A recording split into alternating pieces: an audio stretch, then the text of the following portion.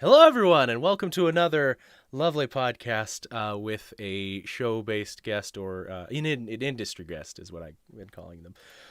Today with me is the voice actress for Mist Main, and why don't you say hello?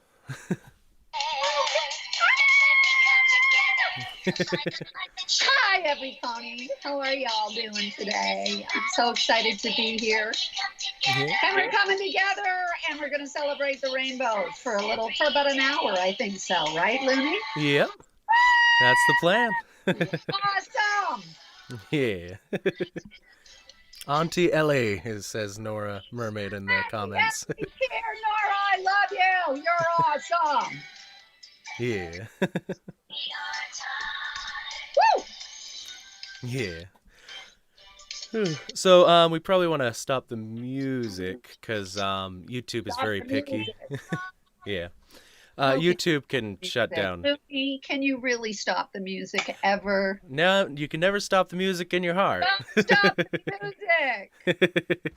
Yeah, but YouTube might take down the stream if there's too much copyrighted music in it. I wish we could play more, but yeah. Well, it's on YouTube, so I don't understand why they'd have an issue with it. Because Hasbro likes to protect their music, right? So it's yeah. So yeah, today we're going to be doing a Q&A with Elley Ray, voice actress for Mist Main. I bet you even know that rhymed. Q&A with Elley Ray. Yeah. You're a poet and you're Zakora. Okay, awesome. Yeah. So if you're in the comments section, you're more than welcomed to ask some questions that you may have for her. To start out, since there's going to be a bit of a delay, is there anything you wanted to kind of bring up with your experience in the industry? You bet I did. I just have a little message for all of the LooneyCon people that are out there and the ponies that are out there. I'm sure there's a great variety of fellows. And from Mist Main, the message is, please stay safe. Take care of one another. Reach out. These are difficult times, and it's where the friendship is magic really comes into play right now, and we need one another, and we need to support one another, and we need to send the crystal healing energy of Mist Main and the hearts of every pony to one another so that every pony is well and safe and protected and loved and not forgotten during these difficult times. And this too shall pass, and we will get through it together with the power of the rainbow and the power of friendship. All right. Yeah. So you've been in the industry for what's your experience in the industry? I know you've voiced Mist Main, but beyond that. Yeah, I've been in the industry way before Mist Main. I've been doing this professionally for 40 years. I started when I was 2. Mm-hmm. And has it always been voice acting, or have you done some on-screen roles? I do film and TV, and I do a lot of stage work. I've done about 300 productions on stage. I've done about 100 television film productions. I curate, I direct, I write. You know, I'm an artist, so we're expected to do every part of it. And the great thing about this industry, storytelling, is we will always require stories in our life. It's the one thing that brings us all together. Communication is the human connection, and we just want to sit around fires, singing, dancing, and sharing fable. I mean, that's what the days of old were like, and we've sort of lost one another, I find, with the digital world and our devices. We are no longer required to show up or really talk to anybody in person anymore, and we can just put an emoji on anything, and that's how we communicate with one another. We'll text each other rather than speak to one another. And I think that the last holdout is a storyteller, because it hasn't changed. I mean, it's changed in how we deliver it. I have a home studio, and I've been telling all my students for years, get a home studio, because that's going to be the way of the world. You will no longer eventually be going to studios with other directors, with technicians. You will be responsible for all of it.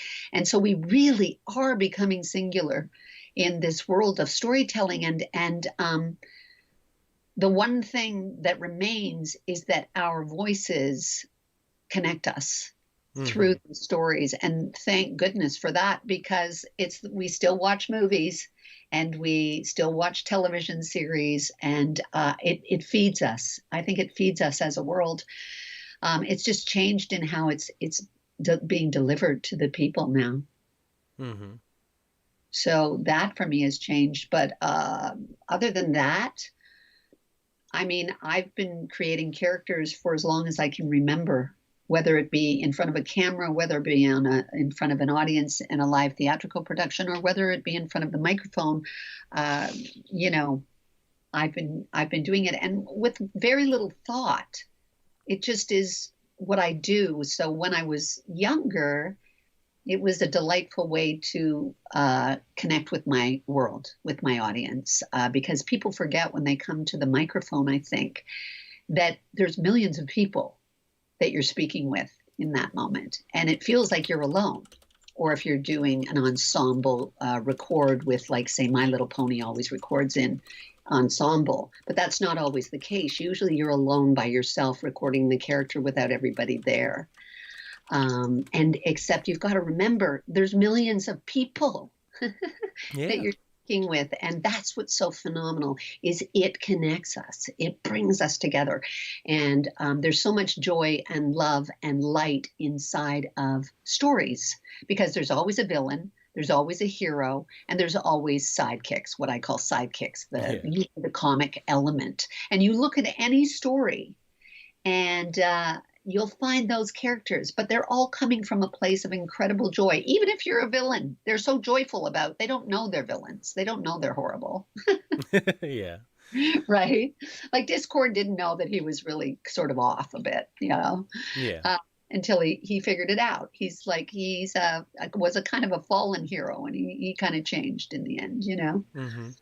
And these are the stories we need, particularly now when we need to find our heroes. We need soldiers in the battle to keep us connected, and the battle so that we don't lose one another, so that we don't sit alone at home and get depressed and feel that there's nothing for us except, you know, our loneliness. And that's not true. All of the voice actors in every show that I've ever worked on gives every ounce of them to include their audience and make their audience feel heard and loved and included in the stories. And for the most part, I'd be interested in responses from, if there's any audience members listening, how the shows that they watch, how they change them, how they feed them. Mm-hmm. Do they make them feel better? Which is basically why we do what we do. Yeah, to have a real life impact on the people who are watching. Well, that's our hope, is that we're saying, we hear you, we see you, and we want to give you this. With open hands and our full heart, we want to give you all of us, so that you don't ever feel like you're not included. You are absolutely included. And the only reason we do this, the only reason we open our mouth at a microphone, is for our audience. It's for you. It's for everyone out there that might be alone, depressed, old, confused, sick. We're all struggling. Mm-hmm. We're all struggling. And this is, I find, a platform where we can hold each other up and give each other a viral hug. You know what I'm saying? Yeah. Because we need it, and we need it now more than ever. So yay for the storytellers, and yay for the audience, because if it wasn't for the audience, we wouldn't have a job. The only reason we do it is for an audience.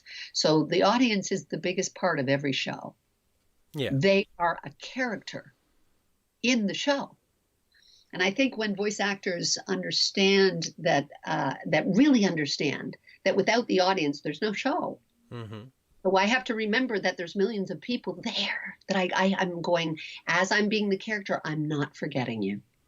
Yeah. I am not forgetting you. I see you. I hear you. I know you're there. I feel you. And I include you with me on the journeys that I take and have taken for 40 years, always. It's my job.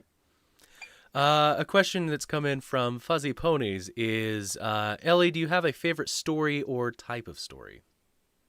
Fuzzy Ponies, I love you. You know, the thing about stories is, I mean, I delight in all of them.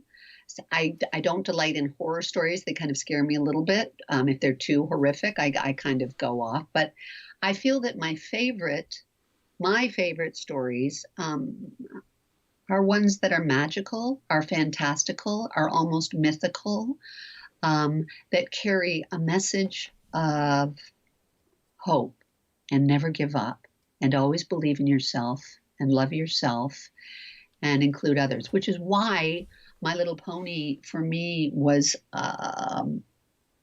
such an important show, because I feel that the messaging in this show, and I've done so many shows, beautiful, wonderful, phenomenal shows, Hotel Transylvania, Roly Poly Oly, Redwall, Sons of Butcher, Pelswick, Heidi, the movie, Braceface, Franklin the Turtle, Bad Dog, Monster by Mistake. I mean, it goes on.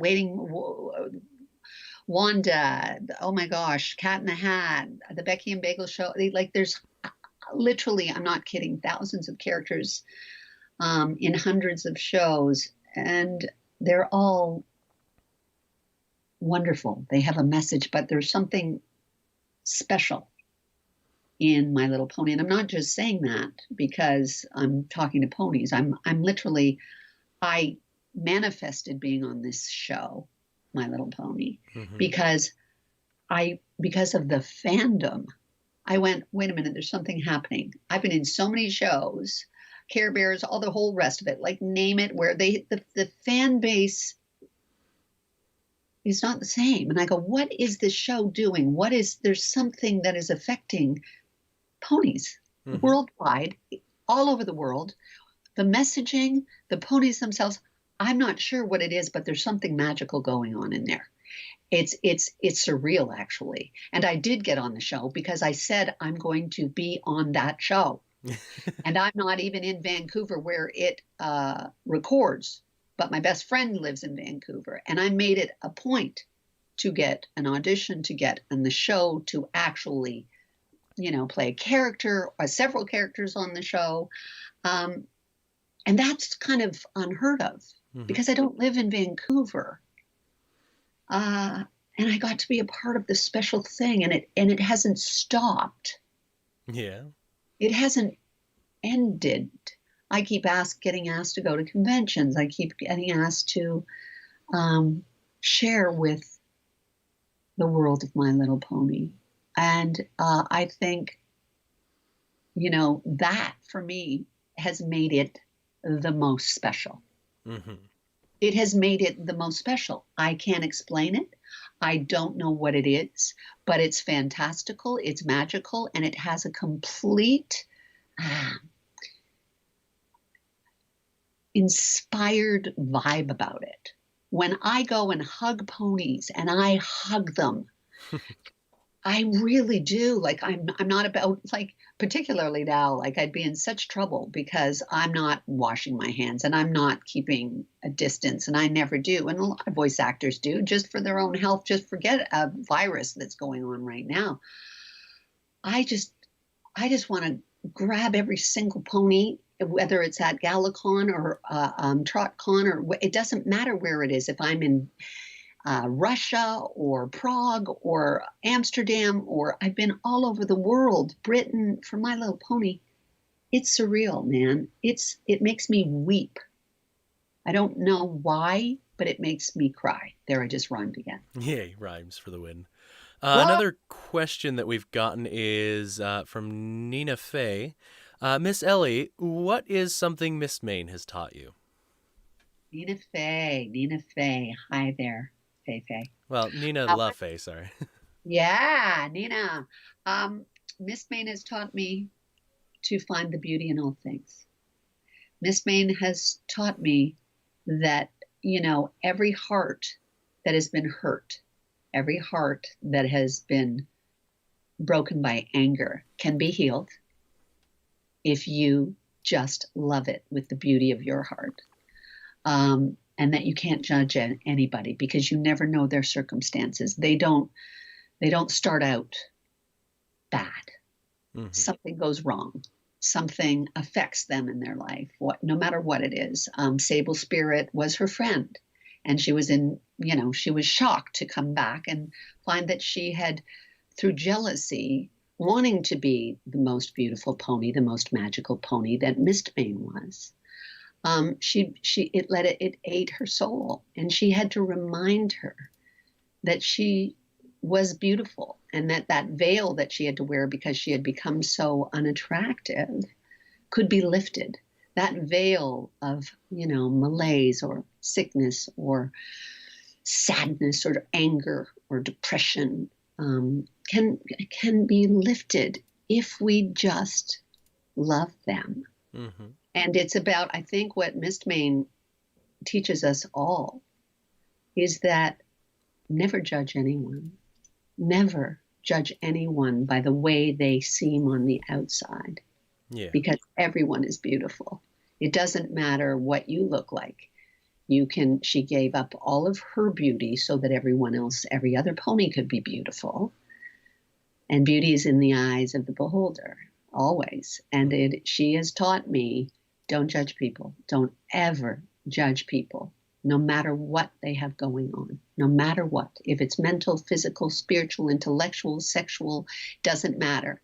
It doesn't matter. You can never, ever judge anyone. You can only love them and try to heal them.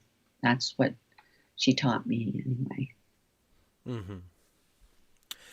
Mm-hmm. So when working with the My Little Pony staff, you said that you made it a point to kind of get involved with that. I'm kind of curious, did you have to go to Vancouver to record, or did you have a studio here? Yes, I did. Oh. Yeah, I did. I actually made a point of going to visit Tabitha, stay with Tabitha, and then I focused on audition. And, they don't audition a lot for My Little Pony because the main 6 basically carry all the other characters unless they've got a guest. Big guest that stays in several episodes, right? So I was lucky. It was just that the heavens and all of my stars were working towards me when I went to Vancouver, stayed with Tabitha, and of course, the job came through. I auditioned for several characters and of the pillars. And got a call back, and I was like, I'm excited. I love it. And, then I was cast. And I didn't play Mistmane first. I played, what did I play? I played what's her name? I call her Universe, but that's not her name. She's the kind of the group leader in the I can't even remember what episode it is now. And she was like somebody else. I'm sure one of the people watching can remember. Was it a changeling?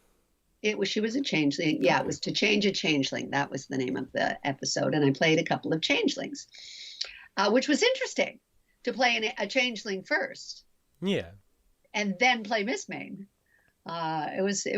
It was fabulous. And then Mistmane continued. And, she ended up the season where they had to do the big battle, and they had to, go to Ponehenge, and they had to get, where they all came together. And then later on in the next season with Rockhoof not being able to sort of fit in and all, it's just about what does she represent as a pillar?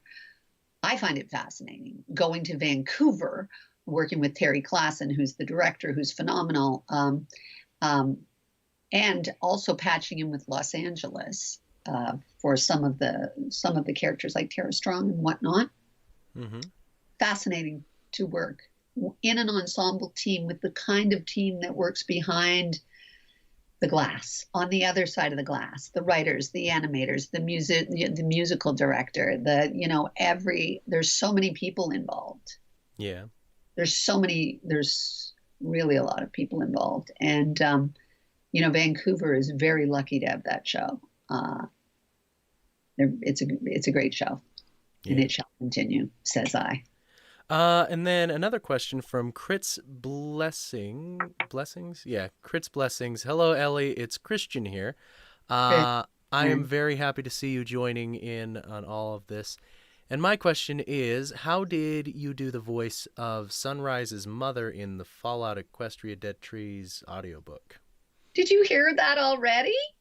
Oh, Yes, we actually had a panel yesterday with the Dead Trees voice actors. awesome. Oh my gosh, that was so much fun. Well, a lot of people sort of get kind of freaked out about having to do it because of union rules and da da da da da da. And I'm not going to really talk about that, but I was approached, and I said, "Oh, I'd love to be involved." And I suggested a couple of my friends that are voice actors that are in the Ponydom Mm-hmm. fandom, and they got some work out of that as well. And then I said, well, Fiora was the one who approached me, and then she asked me to play that character, and I did an audition to see if she liked it. And she went, "Oh yeah, that's exactly her. That's Yeah. exactly who she is." Because I don't want to be a spoiler alert, but she continues on in other books, and she's not very nice, because you think she's nice, but she's not nice. You think she cares, but something happens. So that's all I'm going to say. Okay. Yeah, I just auditioned. She told me what kind of a voice they were looking for, and I offered my 2 cents of what I thought she might sound like, and there you go. Yeah. And I did another pony. I did somebody else. I can't even remember who now. For somebody a little voice. It's like, I just love to, if it's going to help with your stories. Mm-hmm. Here you go. There you are. She was, she's a mother, and she's fighting obviously something for her daughter, and she's fighting something bigger than her. Okay. There's something going on, and so again, it's a heart character, and she really cares about her daughter. Yeah. What do you have to do to really protect someone you love? Sometimes you have to buy into some difficult situations, right? I think in this Fallout book, she's still battling. She's battling something she doesn't quite understand that is happening right now, is what I believe, because I haven't seen the next book. But keep your ears and eyes open, because it's going to be exciting, I think. I don't know. Did you like it? Did you guys enjoy the story? How did you guys feel about it? I'd be interested. Yeah. I'll probably run into a couple of comments about that question in a minute. I'm looking for questions. And the next one that has come up is... Elley, if you were to freely make a 2-episode story for Mistmane, what would she do, or what would happen? Oh my gosh, I'm really, really excited. Well, I'm really hoping in the next generation that the pillars, Come back in some way? well, that what you recognize is they're always there. Mm-hmm. They really are always there. Like, there's no beginning, no end. It's sort of like they're constant, and they're eternal, and their stories are always playing out, and they're protectors. And I believe that a 2-part series I'd love for you to realize that in the story of Mistmane, why is her Misty Mane floaty, like the 2 Celestia, like the 2 queens? What does that make you think of? And there's a reason that her mane flows the way it does, and nobody's ever explained that. And I believe she's Queen of the Pillars. Okay. And I believe that there's a story that she gets challenged, and tries her queendom just like Sable Spirit story is again taken over by evil, and they want to kind of remove her as the queen. And I think it should be a 2-part series where the pillars all have to fight to keep the Queen of the Pillars protected. Okay, so you think it's kind of she's the most powerful out of all of them, kind of thing. Oh, I think they're all powerful. I think that all of the pillars need each other, but I think she is the queen who sort of rules, to help just give some, like Celestia and Luna, Yeah. like very different. She's like the light and the dark. She is of the pillars of the Eternals, and I mean, let's be honest. The Eternals are slightly different. The pillars are slightly. They're ancient, and they come from something that hasn't been explained yet. And I feel like that needs to be, I feel like it could be something so powerful. And I feel like the pillars can be called upon as angelic sort of beings that come in moments of true trouble for the ponies. That they don't call on them enough because they are so powerful and they're indestructible. I mean, it's like, Yeah. the X-Men, you think they're gone, they're not really gone. Yeah. It's like, Gandalf when he fell into the fiery pit, and I cried and cried and cried and cried. And then you see that the eagle came and protected him and flew him out. Like, do you know what I mean? Yeah. So there's always, I believe that we should look at the pillars as something very powerful in the spiritual element of My Little Pony. Yeah. Yeah. Another question from Dustin Freeman is, do you think Mistmane would help out the Cutie Mark Crusaders? Oh, Dustin, absolutely. Why not? I mean, like I say, she would, why not? Why wouldn't she? Yeah. What kind of situation do you think she would end up helping them? Well, gosh, look how many situations have they been in? Oh, plenty. Usually there's always a situation, right? Yeah. You're always going to have a conflict in every show. There's going to be a conflict that they have to rise above, and they usually rely on each other, right? Like everybody relies kind of on, it doesn't matter if it's the Crusaders or it doesn't really matter, because we pray. We go, oh, please, please, please, I'm just going to pray. Please let my friend live. Please, please. You know what I'm saying? Yeah. In our lives, or please we tend to pray. And I feel like in any ponydom or anything, the Mistmane would be the prayer heard, and the energies outside of us that are magicaling, through the call, through the please come, whether it's Jesus or Buddha or Archangel Michael or whoever you happen to call upon in your life.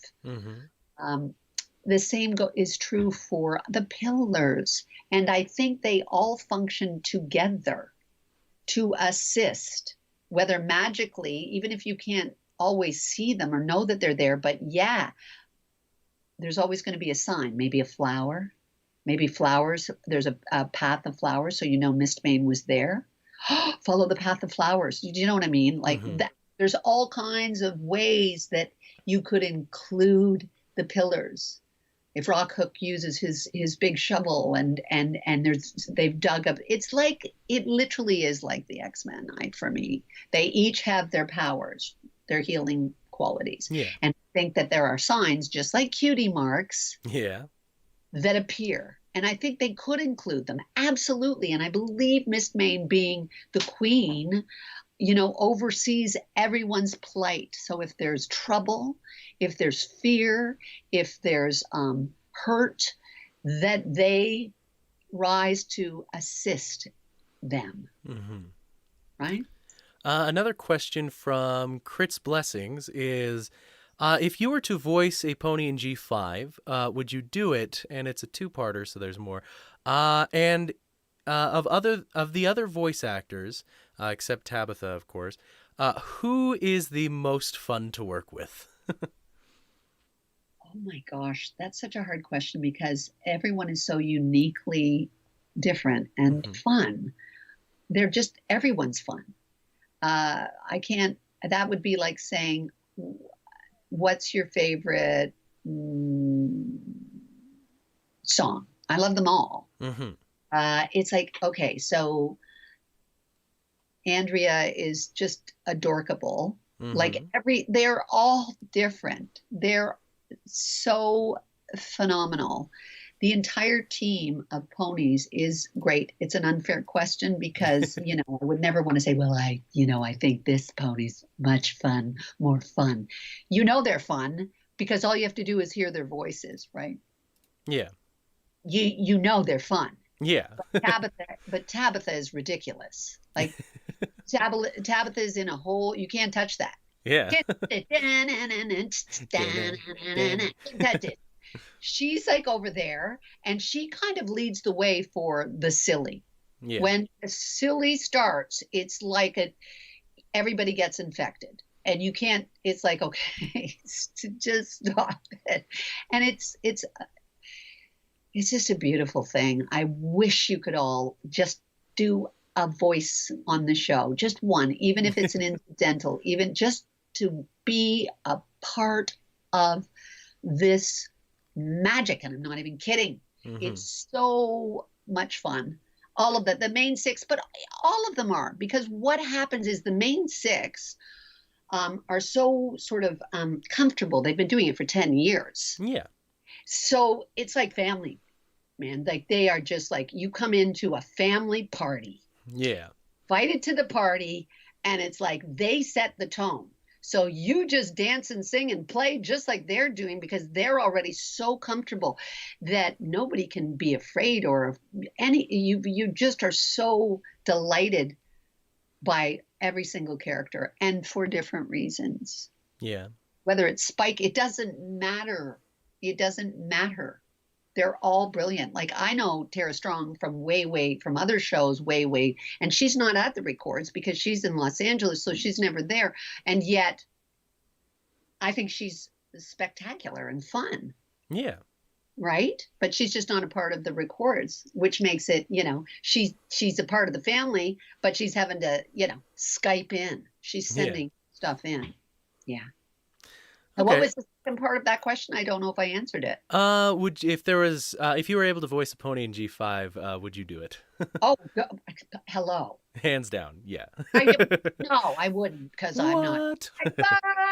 My prayer is that I can get back there and voice more, voice more. Like it's like when the show ended, in my mind, it was like devastating. I was devastated because I had more stories that I was sure were going to happen with Miss May. And I mean, it had been talked about, and I was like, what are you saying? Yeah. So now, it's like, yeah, you bet. I will. You bet I will. Not that I want to, I will. It will happen. Oh, it will happen. I am saying now, I'm stamping it. Yeah. And then another question from Fuzzy Ponies. There is a saying that to learn voice acting, you need to learn acting first, usually at a theater. But is that voice acting not subsequently different from voice? I think they're trying to point out that they're inherently different, like the two fields. Listen, yeah. People believe all kinds of things. I believe that all of us are storytellers. Yeah. I believe that every single one of us are storytellers. We've forgotten.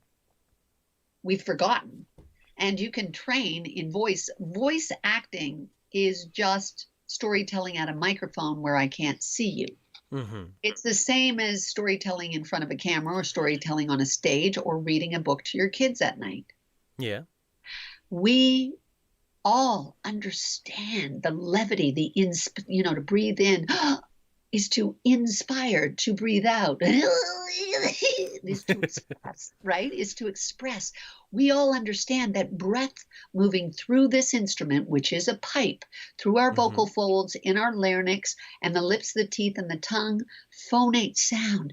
We know that if we connect to our authentic, emotional truth, that anyone can be a storyteller in my mind. I teach voice acting all over the world. I travel all over the world to teach it. And in every country, it's the exact same. Everybody has a desire to inspire an audience, to inspire others. Mm-hmm. Emotional truth and an emotional connectedness. No one teaches us how to express love. We'll say, I love you. I love Yeah. you. My hon. Like, and we may as well be saying, pass the potatoes.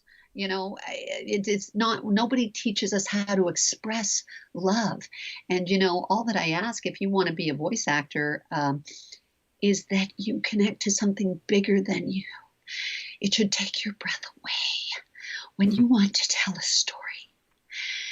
It should make you so effervescent, whether it's with joy, whether it's with love, because sadness and fear is just joy without the breath. We hold and we get fear. We go to that place. Yeah. But love is just, I can't breathe. It's so powerful. And I think if we can express that love, if we can express that love where her breath is moving through the instrument, any story can be told because we feel something. We are innocent. We are heroes and sheroes that take word from a page and we breathe into those words and we give those beautiful, emotionally charged words to an audience so they feel something. Anybody can be a storyteller if you want to give love and joy to your audience. But first, you have to be willing to give that forward. First of all, and of course we want to give it. Yeah. I think people are afraid to give it because they're afraid they're going to be judged.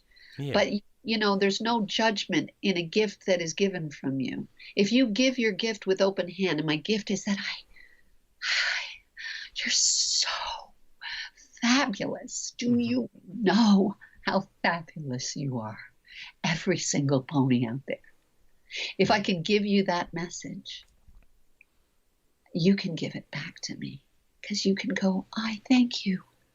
Thank you. And we have this response-driven dialogue, which is what all stories are. It's not a monologue. I'm not monologuing for myself. I'm dialoguing. Yeah. I'm talking with another being. It just happens to be millions of beings worldwide, right? Yeah. And I can agree with that. That when you're willing to kind of immerse yourself and let people enjoy what you're giving rather than worrying about what they'll believe, you have a lot more fun. Well, it's like anything, isn't it? We are so fearful of what people are going to think about us. And I'll tell you what, when you give yourself purely without going, well, I've got to be funnier, I've got to be better, my voice has to sound like this, no. I was told that I would never do voice. I have a horrible voice. I mean, if you want to look at voices, I've got a deviated septum, like look at this. Like, I've got a raspy bottom end. I'm a mouth breather. I'm wet. I've got so many things wrong from theater school. So let me tell you, they said you'll never do voice work because the instrument sounds unattractive. I was also told that I would never do film and television because I'm too tall, I'm too angular, I'm too masculine, I'm too flat-chested, I'm too. I always wear a tutu so I can say I'm tutu. And let me tell you what, I work nonstop and have only for 40 years done only this. And it's not about the instrument. Never, never judge yourself, because if you give yourself exactly as you are, I want you. I don't want somebody that sounds like somebody else. I want or acts like somebody else or looks like somebody. I want you. Yeah. I want you. And your authenticity lies in your ability to go, I'm going to give you all of me. I had a student who had she had a hair lip and an operation, and she was also told she would never do voice work. And I said, do you want to do voice work? And she said, yeah, more than anything. And I said, then you'll do it. Do you believe in yourself? And she went, yeah, but I've got this issue. And I said, it's not an issue. It's what makes you fabulously you. And she ended up getting cast as my daughter in the Becky and Bagel show. I played the mom, and my kids were a dog and a cat. I was an FBI agent, undercover FBI agent. It was a crazy show. And she was my daughter, who was a cat. And she was told she would never do voice. So don't listen to the naysayers, the people who say you can't, or the voices in your head that say, yeah, you know what, you're not very good. You can't do this. If you have a dream, you can do it. If you want to give of yourself, then you can do it. I just wrote an issue about this. I was with my friend Chris in Norway, and I wanted to climb the pulpit. And we wrote on leaves from trees, our wishes, and we were going to climb to the top of the pulpit and throw the leaves off the summit. Mm-hmm. It was the hardest thing. I thought I was going to die. It was the hardest thing I thought. My two friends that I started out with, they went back down. And I thought, should I go back down? I'm really, really tired too. And I went, no, I said I was going to do this. I'm going to do it. I continued on by myself in the freezing rain, falling, crying. I thought I was going to vomit. I thought I had diarrhea. Like my body literally gave out on me. I was like, I can't make it. I can't. And then I was too far up to go. I thought, oh my gosh, you're so close. And it wasn't close. It was so far still. But long story short, I got there. I made it to the top. I threw the leaves with my wishes and prayers that I'd written on off the top. I took a picture. I took Miss Maine with me, took a picture of her up there. And I'll tell you what, I wanted to give up. I really did. I really, really, really did. I really didn't think I could do it. I just wanted to give up. And I'll tell you what, I didn't. And I proved to myself that we're stronger. We're so much stronger than we give ourselves credit for. Yeah. We are all so powerful. You guys, wow. Never give up on your dreams. Never give up on yourself. Know that you can do anything. It's going to be hard. It's going to be painful sometimes. But guess what? You can live your dreams. You can. I promise you that. All right. Another question from Crit's Blessings. Was more what? Oh, sorry, hold on. I have to reread this. Was it more? Oh, I'm having a difficulty figuring out what they're saying. Was more what the different voice actors help you learn oh, okay. So their question was more about what the voice actors have helped you learn or understand, both in voice work and personal stuff. Guys, there's no difference between voice actors and you. Mm-hmm. There's not. Voice actors are just people. Yeah. Who play characters. And so are you. Yeah, but so, when bouncing off of the other leads that are in the show of My Little Pony, what have you kind of... The audience is a character in the show. So what I learned, you can say, is because we're all like, but the voice actors, are they teaching you anything? No, people teach me anything. Voice acting is not about listening to what other people do or borrowing from what other people do. It's about bringing authenticity to the microphone, bringing your soul, your heart, and your love without fear of being judged to the microphone. So do I hear a million people all the time? Yes, in studio and out of studio. So, the great thing is quite frankly, it's the ponies I meet and the people that I share time with, that I communicate with in real life, that teach me the most. I learned the most from the fandom. I learned their hearts. I learn how generous they are. I learn, oh my gosh, the gifts that I get, the joy that I get, the incredible playfulness that I get. I learn so much from them. Voice actors are just the same as you. They are exactly the same as you.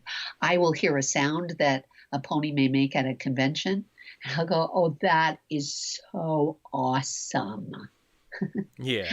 Because every single sound and every single musicality within a character has been done before. It just hasn't been done through my filter. It's been done in its way. Yeah. It doesn't matter if your character is sort of here. or it doesn't matter if it's over here. Like you're going to have different placements. You're going to have different structures where if you're just they're going to be different. Yeah. And where I get my information from is the world. And the world includes voice actors, it includes audiences, it includes people I meet on the street, it includes my family, it includes my dogs, cats, bird, fish, donkey, horses that I get all of it. That's where I learn. I learn how to love from you. So thank you for that. And that's a great question because everybody thinks, and I used to teach where I'd say, listen to characters that have happened before. So let's say you want to listen to, oh, hey, Minnie, like you want to go to Mickey Mouse, let's say, right? Now I go, I don't want an imitation of Mickey Mouse, but the quality of Mickey Mouse, the quality of that high head voice that is kind of yawned through the back of the throat, borrow from that and then make it your own. Are you going to put an accent on it? Are you going to compress it a little bit? Or you might want to aspirate in. I don't know. You know what I'm saying? So at first I used to think, oh, listen to the sounds of everything else. And then I went, no, see where that sound is coming from, then make your own. Mm-hmm. You know what I mean? Yeah, you're looking for experimentation, not imitation. Yes, because I could never, as much as I can listen to somebody like Pinkie Pie, I can't get that high. My voice can't, it's like me, and she can't do a raspy. I play a 55-year-old man in a new Cartoon Network show out of Los Angeles right now. And, she can't do that voice. Well, that's okay, because she could do another version of a 55-year-old man that's going to sound different from my really low, gravelly kind of a guy. And my high, cute, high head is not going to sound like that. Yeah. As much as I would love to be able to do it, my instrument, and I'm okay with that. I can learn what that sounds like and go, oh my gosh, that's the most glorious sound I think I've ever heard in my life. Yeah. Right. And actually, when I've been asked some similar questions about how to get into voice acting or YouTube, the main piece of feedback I've given is you need to experiment. You need to learn your tools. Don't try to be someone else. Try to learn and experiment and make something your own. Like, find what you're comfortable with. Well, and look, I always say this, it's kind of like a Buddhist way of thinking about things. I go, everything that I tell you when I teach, and I teach, like I said, everywhere. And I've got, for anybody who wants to train right now online, I've got the most phenomenal rates because I've given a half price on my thing because I know people are struggling. But what I say is, like, you've got to use what you have. Mm-hmm. There's no point in trying to do what somebody else has. And everyone in the world, as long as there is an authentic, response-driven dialogue that has an opinion, so if there's no opinion and an emotional truth, which is accelerated through the instrument because it's like a car, you've got to press into the gas pedal. Most people now are like, fire, the house is on fire. I'm like, no, what? No, you're in a burning house. They're stating the line. Yes, it's written fire, the house is on fire, but they'll be fire, the house is on fire. I'm like, no, that's not real. That's not real. And it's not our fault because we energetically, because of devices, everyone has lost the ability to feel. And nobody teaches you how to, like I said a few minutes ago, feel. We don't accelerate. So when I press into the gas pedal, all of a sudden it gets like that, right? It speeds up. It actually increases its action. It's an effort. And we don't get that there's an effort in what I'm doing right now. So we never bring an effort to anything. So we'll stand at the microphone and just state from this place rather than feel the emotional truth inside of something, Yeah. We'll say, I feel the emotional truth inside of something. So it comes from a dead place. And usually people under 35, I find, they don't know how to access emotional effort because of the devices they've been on for their whole lives. They don't know how to express emotion. They'll put an emoji on something or they'll put a picture on Instagram, and that's supposed to be the feeling. And that's where we get into trouble because we don't know what it sounds like to feel. Yeah. So as long as you're feeling, I think, if you can remind yourself, oh, that's so awesome. So even in gaming, it's full of effort. Like you got to die a million ways. Well, people are like, they're doing this weird sort of no energy internally rising. It's funny. I don't know what it is. Another question from Fuzzy Ponies. If anyone else has no questions, I would like to know if Elley plays or has played any computer games. The story in games is a bit different usually compared to TV and film. I have done games. I just did Battle Starlings.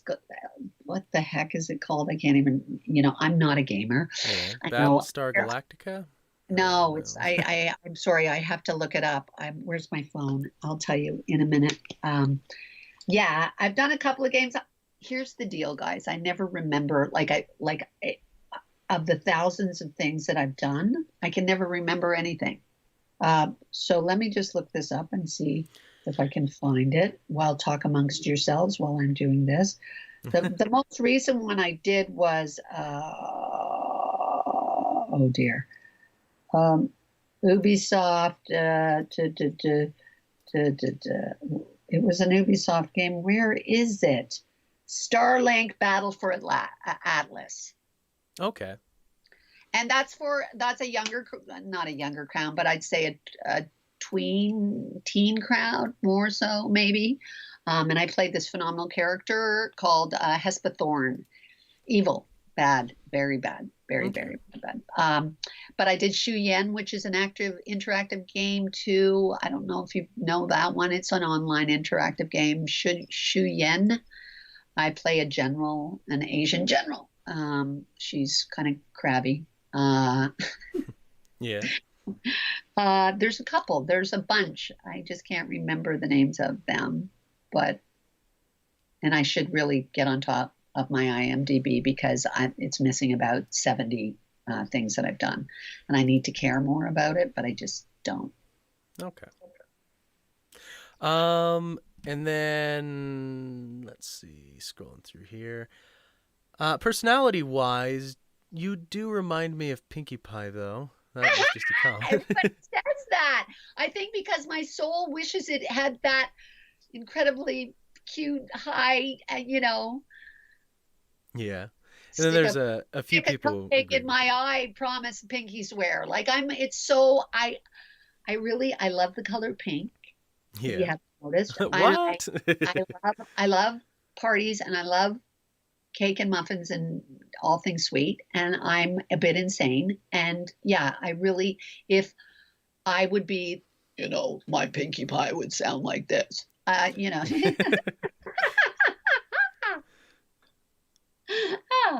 I love you, whoever said that. Yeah. I wish it was in my mind I'm Pinkie Pie. Yeah, it was Nina LaFay, so thanks, yeah. Nina. I love you. And then Solus also said Miss Elley brings in the sunshine. No, I only reflect back what you're bringing to me. What are you talking about, sunshine face? Yeah. And then let's see. Elley, what is your favorite Marvel character? Oh, because you're looking at this? Yeah, probably. That's why you're asking me? Again, when you go to Marvel, okay. So why don't I ask you what your favorite Marvel character? What about, I don't know. Look at how many there are. There's a billion. I kind of I don't know why I like him. Now I'm going Deathpool. Deadpool? Yeah, he is a pretty cool character. I don't know why. I think it's because the actor who plays him is so insane. He makes me laugh. Yeah. I love all of them, guys. I just love the stories. Think about them. All of the characters, all of them together. When you put them up against evil and up against when they all come together, I cry. I just lose my banana peel. Yeah. I weep in the effort to fight, I'm going to get emotional just talking about, oh my gosh, to fight evil. Yeah. You know, I mean, the Marvel characters are filled with good and evil. And Yeah. when, you know, you see where they come from or how the characters establish themselves, it's just like, I don't know. Yeah. It truly makes me go, wah. Yeah. I especially like Tony Stark's journey throughout the I can't. movies. Tony Stark dying in the last. I cried for 3 days. Oh yeah, it was heartbreaking. No, I couldn't believe it. Like it was like you can't. No. Oh, I'm gonna lose my crap. No, I know Tony Stark is amazing. They're all amazing. They're all spectacular. Is Tony your favorite? Yeah, I'd say so. It's hard to have a favorite. What's the magician with the coat? Doctor Strange. Doctor Strange. They're all weird and fabulous and different. And for the kid Spider-Man, just can't. Yeah. I can't. Like, you know, when Thanos sort of evaporated everybody in the one before, like I was just like, no. Like before that, I just like literally something inside you crumbles because your heroes can't be destroyed. And when they are, it's like Bambi's mother dying. It's like, what is happening? What did you do No, to my favorite characters? Please don't do that. Don't leave Bambi alone. Please don't do that. And then he has to be brought up by his strict dad. You know, you go, what? That's just crazy. That's crazy stuff. Like Marvel for me, you know, who plays Tony Stark's wife? Blah, blah, blah. Pepper Potts. I forget what the actor's name is, though. Yeah, what's her name? Anyway, I was in a film theater here in Toronto, and I saw a little girl wearing a tutu, and she had ballet slippers on, and she was dancing around. And I had just seen the Tony Stark bad thing. Is it Gwyneth Paltrow? I think. Yeah. Yeah. And I go out, and this little girl's dancing around, and I had my tutu on, and I went up to her, and I started dancing with her, and I go, oh, you have a tutu too. And I said, did you just see that show? And I thought, wow, for a little kid, that show is pretty heavy for a little kid. Like she's like 5 something, right? And she goes, my mom's in it. And I'm like, oh, is she? Like, and I'm thinking in my mind, blah, and I'm playing with her and I'm talking to her, and I see this dude kind of standing off to the side, and I go, she's adorable. Oh my God, I love her. Anyway, it turns out my friend said to me, are you insane? Did you not see the security guards? That was Gwyneth Paltrow's little girl, Apple, and her husband, who's this big producer. I was like, well, whoops. Oh, wow, I'm 6 degrees of separation between Gwyneth Paltrow and, you know what I mean? Yeah. That happens to me all the time, where I meet famous people and I have no idea who they are. I'm just like, whatever. I'll treat you the same. You're the same person to me. Yeah. Right. And then another question from Crit's Blessings is, if you ever made your own series, what would it be about? Again, I would say my own series would have to be a fantastical, mythical, you know, it would have to be something that has not been explored yet. So like, I'll show you what I've been working on while I've been in quarantine. And I don't know if you guys have seen online, but I've been drawing pictures. So Ooh. There's a rabbit with, I just happen to have these here. This is a fire fox. So fire comes out of his ears and his legs. And I did this. So they're all winged kind of creatures. Can you see that? Yep. Right? These are all fantastical. And I don't know why I'm drawing these, but I feel like I'm drawing these because, so this is a llama with duck feet. No, I don't know. Here's a dragon kind of a thing, my own version. Here's another kind of underwater. This is a horse dragon. Look at this. Ooh. Yeah. So I'm kind of in, here's a mermaid. Like these are all kind of fantastical. Can you see that? Is Yeah, it I up? can see it. Oh, it's upside down. Yeah. There she is. I've got, there's a horse that has just kind of got, I don't know, that's some kind of a weird horse that's got porcupine quills. Yeah. Then I've got kind of a human being with horns, but she's got a horse's body. Ooh, kind of like a centaur. Yeah, kind of like a centaur. Here's my lion with wings. Ooh. Um, you know, and these are the kind of things that come to me while I'm just trying to be creative. But I started writing a little children's book, and here are some of the characters that I've created for my little children's book. This is a counting book, and it's where you find the numbers inside of the characters. So the number 7 obviously is in the elephant's trunk, and there's 3s and 4s, and they're all, each character has a number inside of the characters, and it's to help kids. But I feel like my show that I'm working on right now is going to be epically otherworldly. It's from ancient lore. It's going to have fantastical beasts and creatures that we don't know about, kind Yeah. of like Harry Potter writer, she came up with fantastical beasts. Yeah. I would go like that, but I think that they are sent to protect human beings. So it's not just about the creatures themselves, it's that they need to help us. Okay. I think we're the ones that need some healing right now. Our world needs to be healed. We need to get on top of our green situation and save our forests and save our oceans from plastic and save ourselves from war and save ourselves from the corporate world of money and how it doesn't care about individual human hearts. And I feel like right now we're in a healing.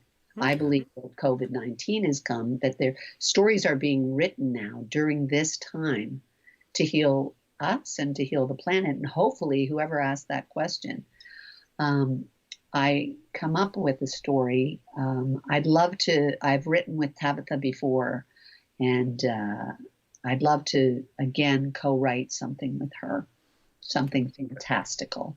Yeah, and that was Crit's Blessings. Yeah. So let's put that out there. I want to write something fantastical. Yes. Right? Unicorns will be involved, I'm sure. Yeah, naturally. Unicorns and everybody, dragons, all of them, but there will be a vast array. It won't just be a world of, yeah. I'm looking at questions. Were you? I'm kind of. Was I what? Hold on.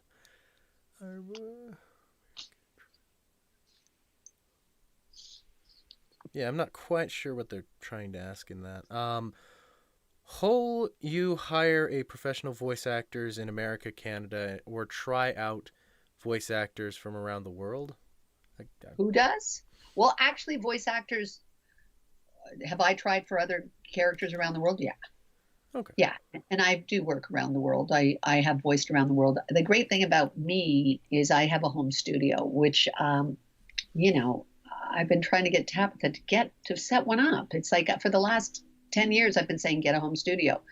And, we were always of the mind is you go to a studio to record. Well, now is precisely why we should make home studios. Yeah. Well, if you have a home studio and you've got Source Connect, you can work with anybody from anywhere in the world from the privacy of your own home in your studio. So anyone can have a home studio. Yeah. Set one up, get your website set up, get your demos done, and work from home. I have tons of students that are in the United States and in Europe. And I used to Skype with Black Griffin way back when he was still a Navy SEAL and he was in Tokyo and he'd do ship to shore and we'd do classes. Oh. Yeah, we do classes together. And he was awesome. I said, you're going to be a superstar. And he was like, oh, you're so kind. And his mom would say, you're so kind to my son. I'm like, are you kidding? Yeah.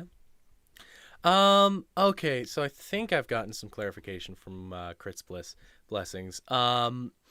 who would you hire to voice the kind of characters in this series you were My putting up? friends. Yeah. I would only hire the people I love. No, that's not true, but I would hire them first Yeah. because I have a huge respect for them. And if they're my friends, Yeah. I know that they love voice acting, and I know that they love giving heart to the world. Like, my friends are talented, creative people. Every pony I have met is a talented, creative pony. Okay. Right? Yeah. And then if anybody has any more questions, you're welcome to ask. But I've kind of reached the bottom of the chat at this point. Yeah, and we've reached an hour mark. Yeah. So do you want to continue on longer, or think we're Sure, good? if there's any more questions, that'd be great. If not, I will go and deal with my monsters that are my pets, which are right now being held out so they don't bother us. Yeah. What kind of animals do you have? I have 3 dogs. I have a cat. I have birds. I have fish in the aquarium, but they kind of stay in the aquarium, except Yeah. for one that likes to flip out onto the floor every once in a while. Yeah. They actually talk to me, though.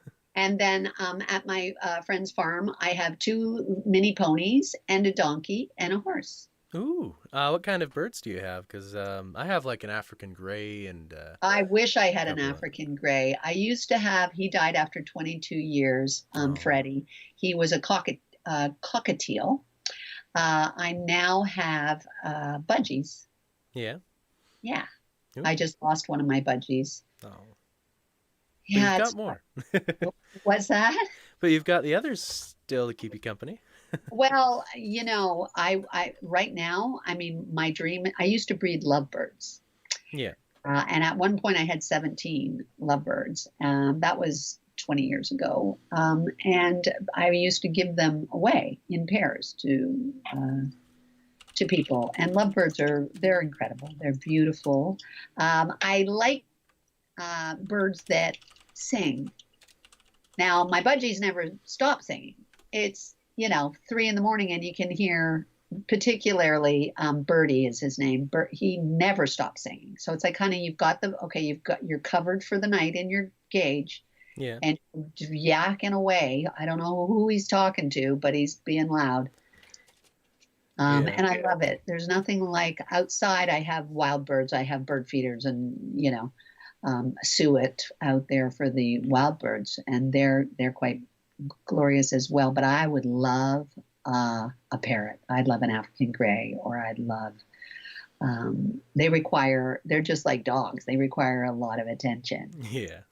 Yeah, so I love yours. Yeah. I've gotten another question from Fuzzy Ponies. Fuzzy Ponies. Yes. Do you speak any other languages besides English, or are you learning any other languages? Yeah,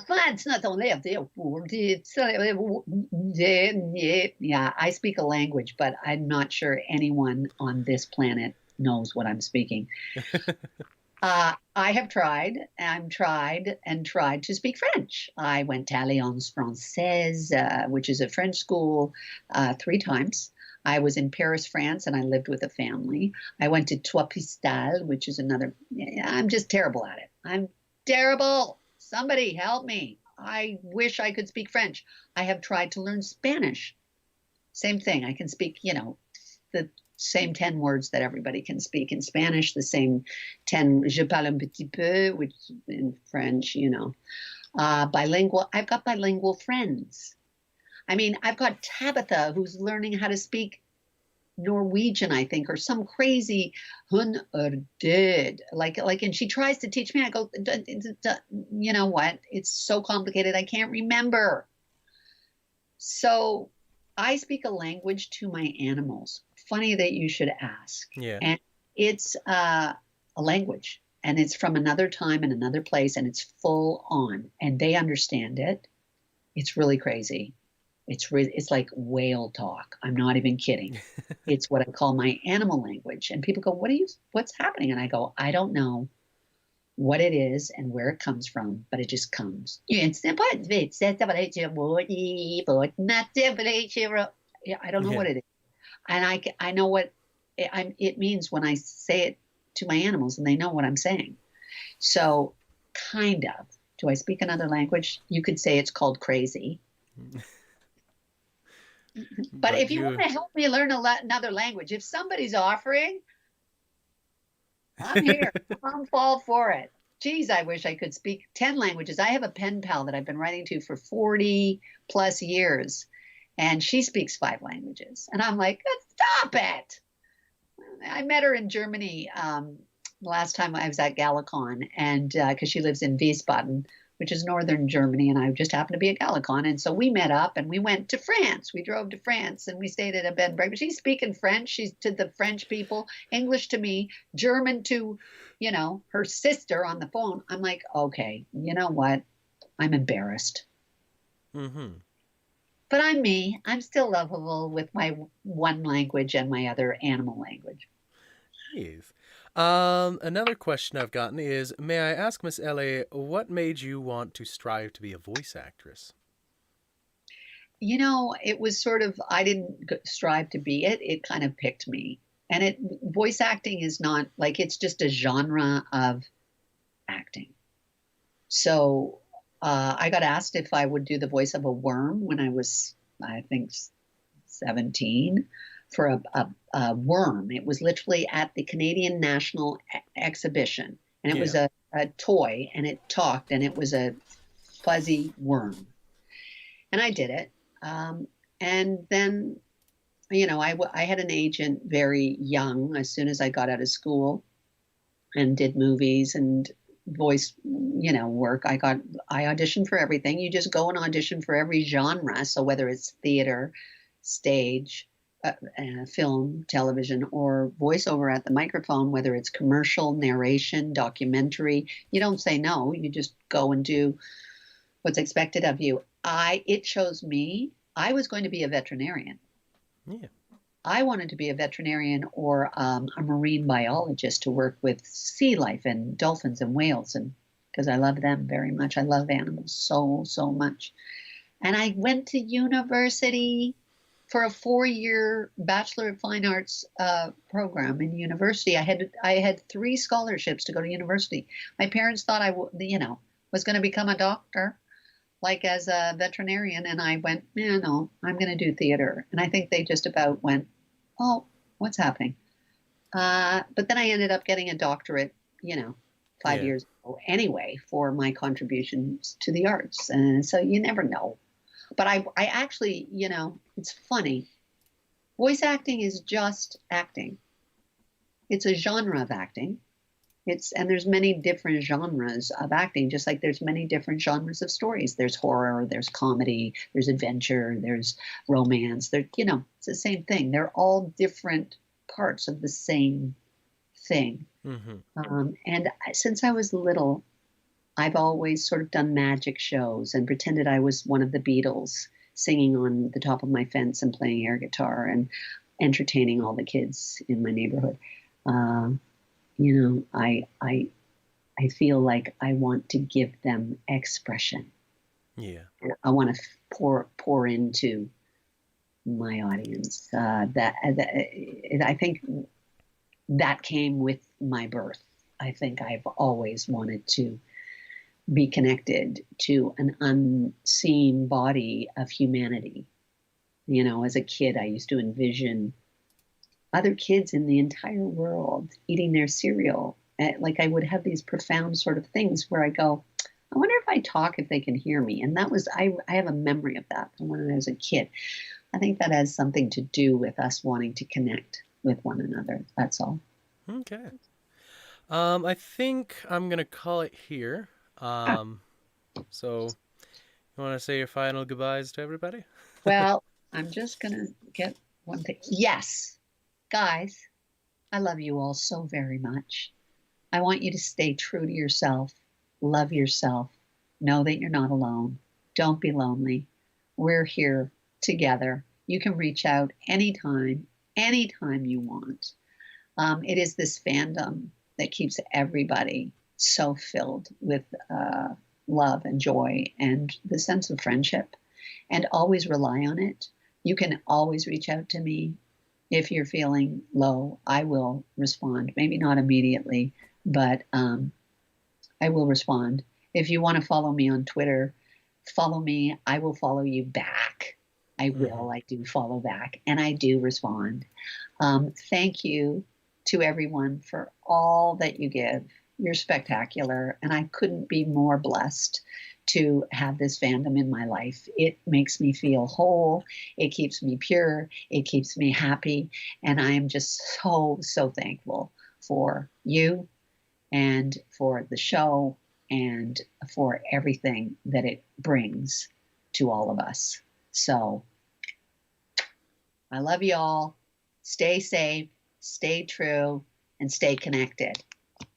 All right. This has been Elley Ray for LooneyCon. I hope you guys enjoyed it.